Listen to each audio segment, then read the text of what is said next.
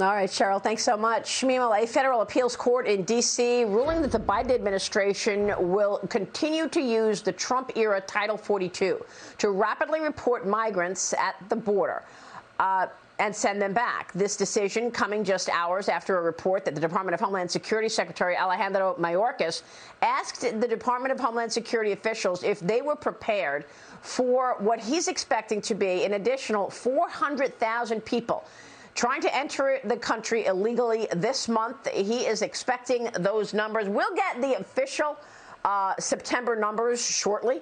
And we know that in August, it was 208,000. So we're looking at a double for the month of September once we get those numbers, 400,000. And we'll see what October brings, because it's only getting worse. Joining me right now is former acting director of U.S. Immigration and Customs Enforcement, Fox News contributor, Tom Homan. Tom, it's great to see you this morning. Thanks very much for being here. Assess the situation. Where are we?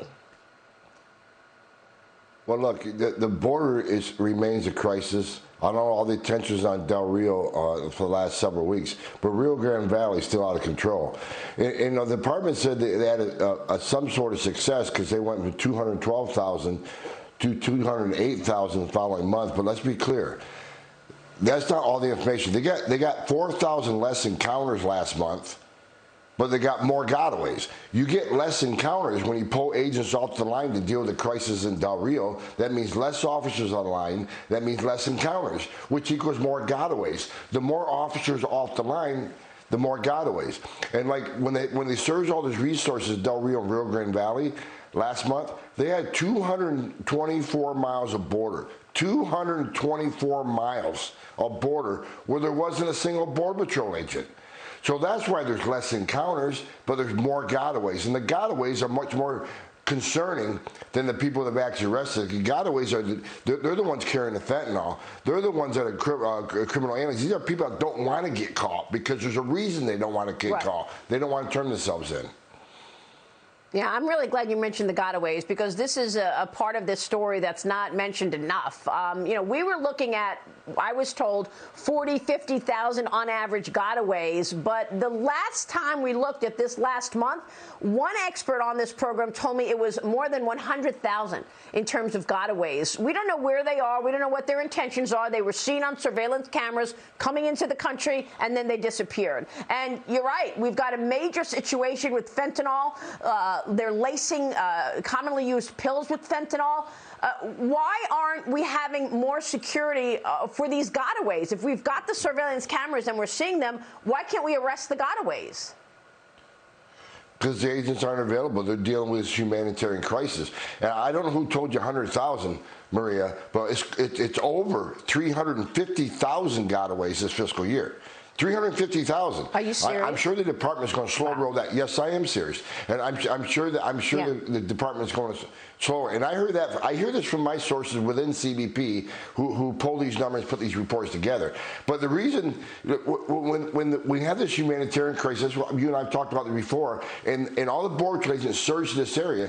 And please remember that criminal cartels, they decide where these large groups go, what time they go, because they know all the Border Patrol will respond to this humanitarian crisis. That leaves this border empty, and that's when they move the fentanyl across. That's why this humanitarian crisis is also a public health crisis because of COVID and fentanyl. It's a national security crisis because when you have that many miles of border unguarded, how many people on terrorist watch list got through that 350,000?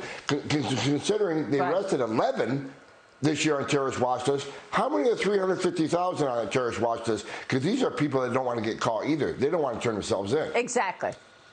Well, it's likely because they don't want to get caught. So, yeah, the gentleman who came on and said 100,000 was talking about just the last few months. So it jives with what you're saying. You're saying 350,000 gotaways so far this year. Let's talk about enforcement. The Department of Homeland Security updating its guidelines for enforcement of immigration law. They're saying that now the authorities are ordered to prioritize illegal immigrants for deportation who pose a threat to national security. In other words, there's a 7-page memo, and in it, Mayorkas says the fact is an individual is a removable non-citizen should not alone by the basis of an enforcement action against them.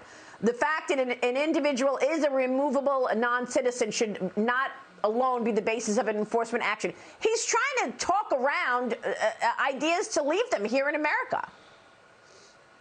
Removable non-citizen. The Secretary of Homeland Security refuses to use the legal term.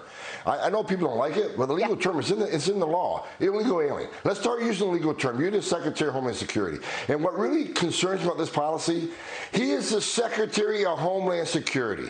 Why don't you spend a few minutes on an enforcement action on the border to control the crisis? That is your job, to secure the homeland. But he's ignoring that border right now, and instead of coming up with enforcement action, some sort of deterrence, some sort of consequence, he writes a memo saying ICE is going to arrest a lot less illegal aliens, which his memo is going to serve as an enticement. More people are going to want to come as long as you don't commit murder or rape or homicide, or arson. ICE is not going to look for you. This is an announcement to the rest of the world. Get here illegally. Being in the country illegally is no longer illegal. That's what that memo says. Yeah. So I'll tell you what, why don't we shut down the immigration courts? Let's shut down the immigration courts, because there's 700,000 people in the country right now that had due process at great taxpayer expense that was ordered removed by an immigration judge. So if those orders don't mean anything, let's just shut down the immigration court too. And by the way, let's shut down the Border Patrol, because illegal immigration in the United States is no longer illegal. Tom, what an incredible time. I mean, under President Trump, we were at 45-year lows. We are at 20-year highs right now in terms of apprehensions. It's great to see you, and we'll be talking soon. Tom, thanks very much. Tom Homan joining us this morning on the crisis that is the southern border.